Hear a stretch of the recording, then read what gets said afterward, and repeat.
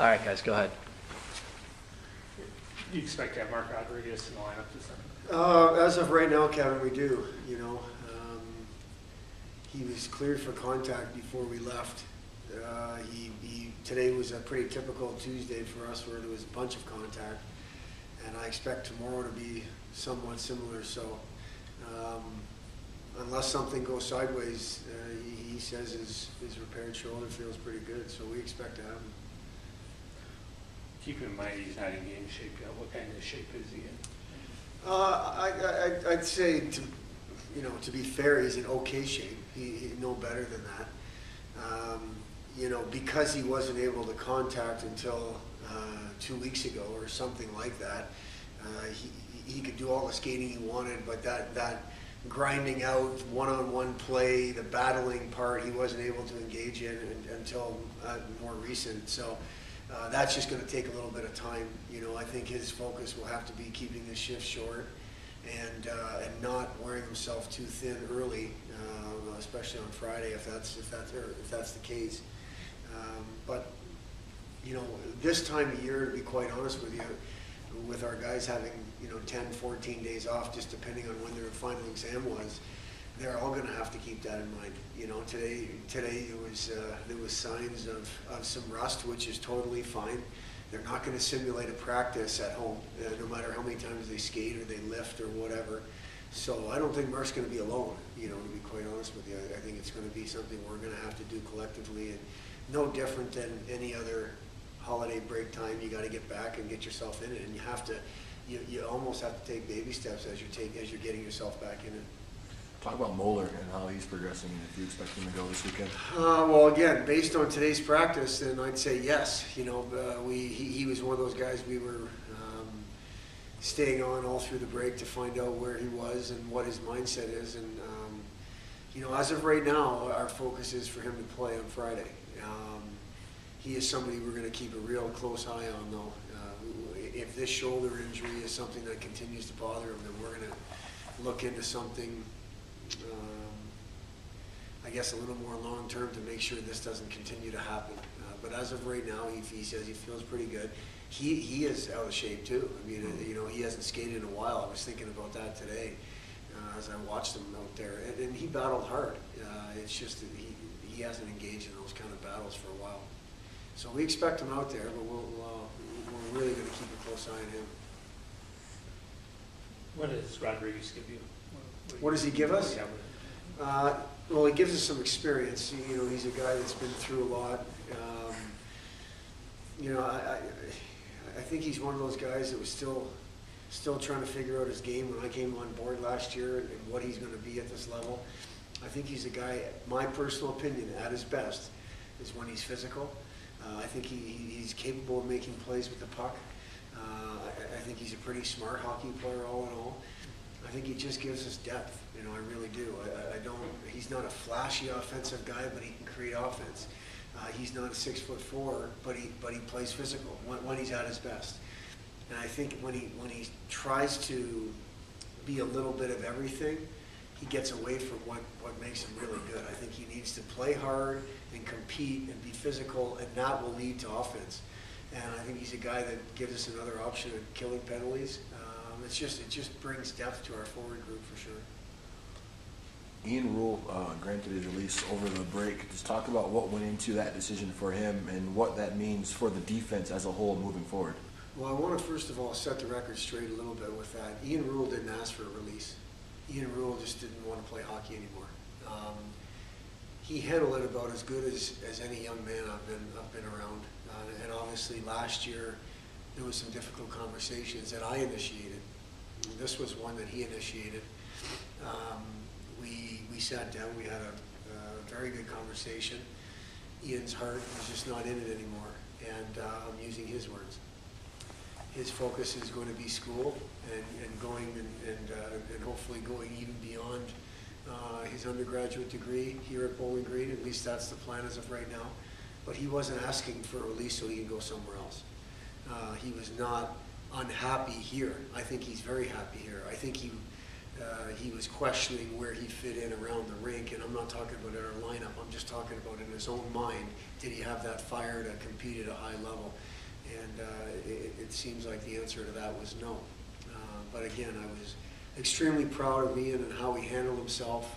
It was obviously a very difficult decision for he and his family to make, and he made it like an adult, and I wish him nothing but the best. He's always going to be welcome around here. This was not a breakup. This was just moving on, and quite honestly, I've continued to say to the guys, if their heart's not in it, we just don't have time right now for them, and I feel like Ian gave that some really hard thought and handled it extremely well for himself.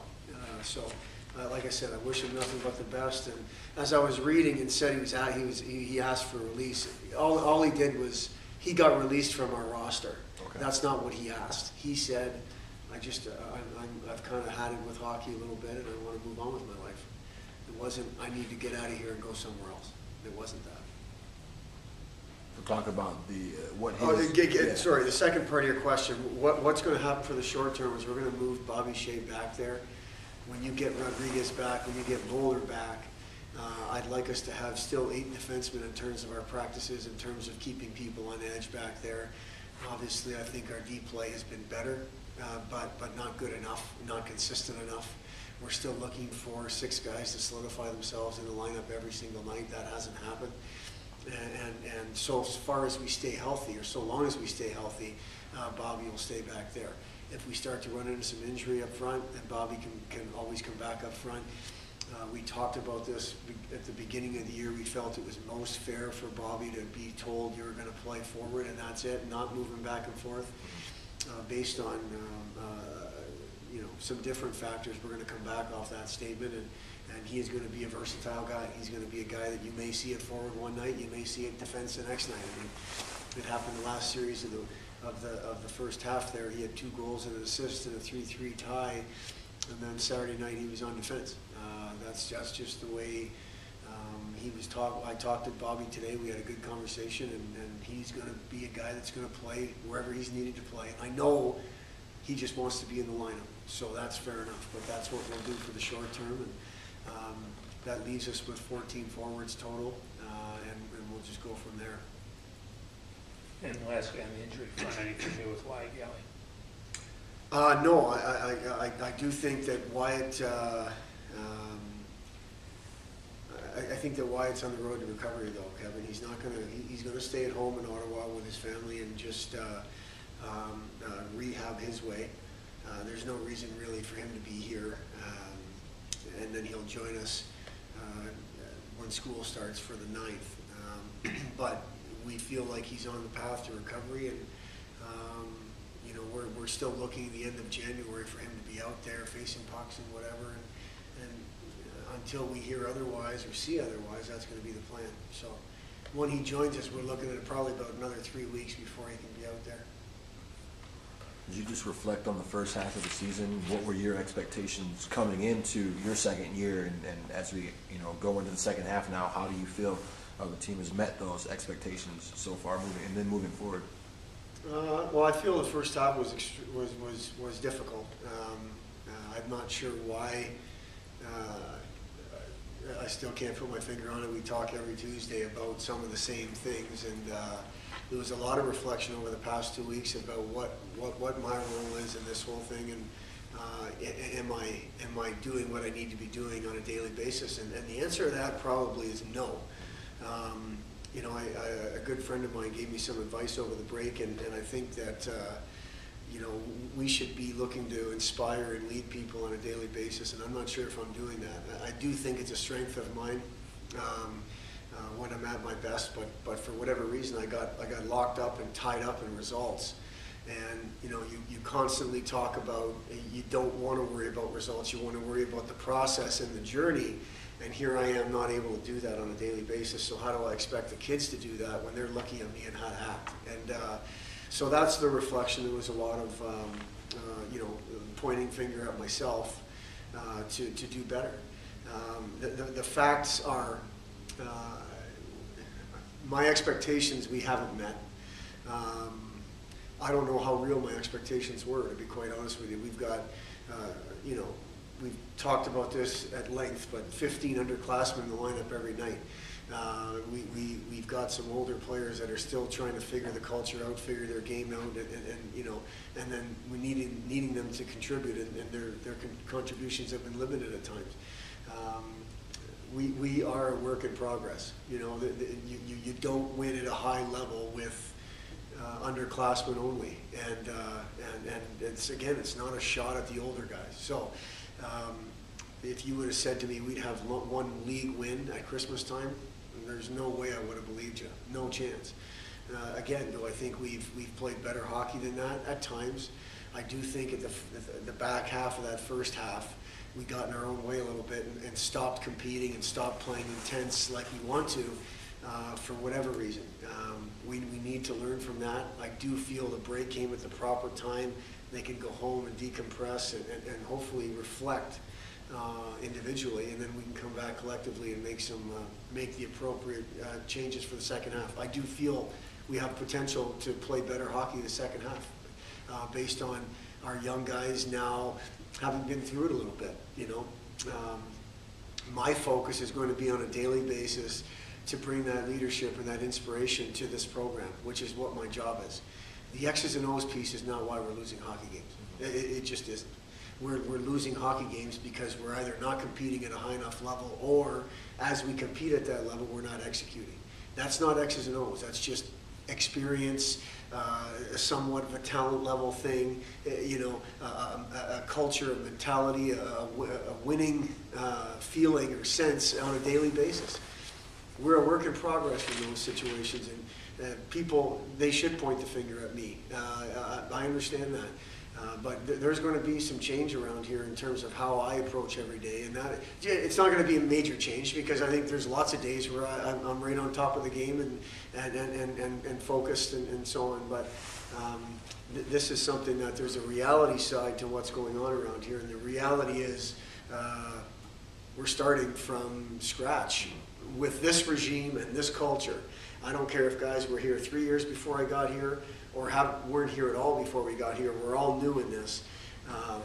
I still contend and believe in my heart, and I know I speak for the staff, it is just a matter of when and not if. When is this going to happen? It takes some time. You know, it takes time recruiting, it takes time internally with our culture, and we're going through that process right now. And our focus is this program is going to be great again. And there's no doubt about that. It's a better program now than it was yesterday, just because it's getting better by the day. And the results are the results. We're gonna need to get better results. Everybody understands that. But we need to really do a better job with the journey and with the process, which is day to day, which is what we talk about all the time. And it's just something that we're going to do a better job, and it's going to start with me. How are you going to be different? Is it a kinder, gentler? No, me personally? Yeah. No. I'm going to be different in that I'm not going to let a result from Saturday night or Friday night change my focus on Tuesday or Monday or Wednesday. The guys know that I'm going to have my foot on the gas. That's what you get. Okay, I'm not going to be somebody else. One thing we're not going to be around here is fake. No such thing as that around here. You're going to get the mood I'm in. I do believe, though, with that being said, there can be some inspiration, there can be some more positives, there can be some more pat on the back versus continue to pound and kick while someone's down. You know, that's how it's going to be, you know, tweaked differently. And that's been a work in progress for me this whole year, and in fact last year too. Trying to keep in mind, no reason to take your foot off the gas, but there's no reason to continue to harp negative. There's got to be some positive in there too. There's positive things that happen every day in practice and every day in games. Is it enough? No. But it's out there, and we should be reinforcing the positive, just like we do, you know, try to correct the negative. And that's where I want to be. I want to be different. And that's not something that happens just with one day. That's a consistent focus and over a period of time. And like I said, I've said this before, I think the players agree totally and know where we're coming from. This isn't good enough. This isn't good enough. One win in the league is not good enough. I don't care how old of a team we are and so on and so forth. There's a reality that, you know, our youth hurts at times, but there's another reality that one win in the league isn't good enough, and we want to keep our foot on the gas to make sure that everybody believes in that and everybody can be part of the solution. Do you think the players have perceived you to be too negative at times then? I don't know. I don't know, Kevin. I try to weekly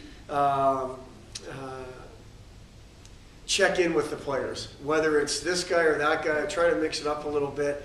I think some guys it's more difficult for them to figure me out. Other guys know exactly where I'm coming from and realize that this is our job as coaches to point out what's going on. And quite frankly, there's more negative than positive. I mean, let's be honest. You know, people have seen us play. There's more negative than positive. Do they think that I'm too negative? I don't know. You'd have to ask them that. I hope not, because I've given them the opportunity to tell me that. That's one of those things that's a culture thing to me, where I don't want them to tell somebody else that. I want them to tell me that. That telling somebody else doesn't do any good. Telling me, then I can make some changes. So that's again part of the relationship piece, this family piece that we're trying to create around here. That I still think they're trying to figure that out. Am I serious when I say that? I'm absolutely dead serious. I want them to come and tell me, Coach, you're being too negative. All we're hearing is the bad. Okay, then I haven't heard that. You know, we've done a lot of self-evaluating with the staff, and we're figuring that there might be too much negative. I haven't heard it from the players. You know, they've had plenty of opportunity to tell me that. I hope they believe and trust that I want them to tell me that, if in fact that's the case. Do you feel like it's a fine line, though, between pointing out things that need to be corrected and being too negative? Absolutely, absolutely. Because you know, I also think there's an expectation piece with what you just said. I'm not going to let the expectations go down. There's no chance. The expectations are staying where they are, and then once we meet those expectations, then we're going to raise them. That to me is how you get great, and we're going to be great. And I don't want guys to be. It's an absolute fine line. If I was happy in Shangri-La every day around here at 1-11 in the league, somebody would say, "What is he doing?" And that's real. They should say that. But this doesn't have to be doom and gloom every day either. There are positive things going on. There are freshmen in big time spots that they're getting better at. You know, can I say more? Hey, good job, Adam Burkle, or good job, Marcus Perrier. I can do that more, yes. But I'm still going to say, that's not good enough, Adam, or that's not good enough, Marcus, just like I've said. And I'm not just picking on those two. I'm just saying, you know, in particular. And that includes everybody. And that's where we are, you know. I think we can go down the list, and guys know we can play better. You know, Andrew Hammond knows he can play better. Rotala knows he can play better. You know, Mueller hasn't played yet, basically, healthy. You know, so that's where we're at, and we're hoping that the second half is better. What I'm saying is a little more focus on the positive when there's positive there, but not take your foot off the gas and not change expectations for a second. You talk about Bemidji. I mean, Bowling Green never played them before, so not a lot of past film to go off of. What do you expect out of them? High energy. They're a skilled team. They're pretty deep. They don't rely on one guy. You know, the senior class is a class that I saw as freshmen in the Frozen Four game there back in 2009 or something, 2008, whatever it was. So I know there's some talent in that group. You know, they lost Mr. Everything in Matt Reed. You know, he was a really good player. They're good in net. Brad Hunt is a very good defenseman. He's an offensive guy that could shoot the puck as a freshman. So I'm assuming as a senior, his shot's only that much better. And, you know, they're a team that keeps coming at you. I think they're one of those groups, because of the league they play in right now, they just don't care. It's almost like a fair state mentality. They're just going to play hard no matter. It doesn't matter who they're playing. It's kind of the same thing. Whether it's Denver or Bowling Green or North Dakota or Bowling Green, you're going to get the same honest effort out of Bemidji. And it's going to come in waves. They're like I said, they're a deep group. They're well coached, and they're a team that we're going to see more of in the next couple of years with, you know, being in our league. So you know, I'm looking forward to it. I think, you know, getting together and going on the road as a family here, and everybody will be coming with us. in terms of our players, you know, it's good. We'll have a couple hard days of practice, and then we'll get up there. And I just hope that our focus gets back to being intense and competing. And if we do that, we'll be fine, regardless of the result. We want to go up there and get out of our own way and fight and scratch and be intense like Bowling Green Hockey Program wants to be. And there's no reason to believe we won't do that. When you look at Bemidji, what they've done, I think they've swept Tech, split with maybe Miami, Colorado. Split with Denver for sure. Yeah. Maybe a team that's better than the record. Oh, absolutely. Yeah. I don't even know, or I don't even focus on their record. Yeah. Their record includes a lot of very difficult and very good teams. They went into Miami early and split, and they could have swept them from what I understand and what I heard of that series. They're an excellent team. This doesn't honestly really change our focus who we're playing each week. Our focus is on us and to get better and make it an everyday focus of that improvement. The fact that we're going on their road to Bemidji, I think it's another fun experience for this group. You know, we're going to be together over the New Year's. That's just the way it's going to be, and probably be on the bus heading back to Minneapolis as the clock strikes midnight there on the 31st. But you know, believe me, our preparation is no different than it was for Notre Dame or Huntsville or UConn. We've got to execute better. We've got to be more intense from start of the game to finish of the game, and that no quit, keep fighting mentality, which when we've been at our best the first half, we've had. Because that's what Bemidji is. They just keep coming. They keep coming. They're a group that does everything pretty good, and on good nights for them, they do things extremely well. When you look at their goaltending and their goals against, it's very good. And in particular against I don't think they gave up one goal at home against Huntsville before Christmas time. The weekend before that, I believe it was Denver, and it was like a couple of really tight games, low scoring. This is going to be difficult. Every inch of ice is going to be difficult to get to, and obviously scoring goals has not been easy for us. We're going to have to find a way, just like any other weekend, doing things the best way we know how, pucks and bodies to the net, competing, back-checking, you know, finishing checks, all the things we need to do to give ourselves an opportunity, which there's no reason in our minds that we're not going to do that.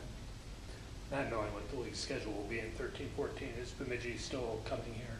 No, we will get away from that. That was just an agreement between Coach Sartori and myself that they were going to come here as the back half of the non-conference home and home. We'll wait for the league to tell us where we're going that year when it comes to Bemidji. So that's part of the deal. You know, no problem. Okay. I hope they come here. Yeah. But I mean that. I know, no. That non-conference series is off. Yeah. Okay. That's good. Yep. All right, Bruce, thank you. Thanks.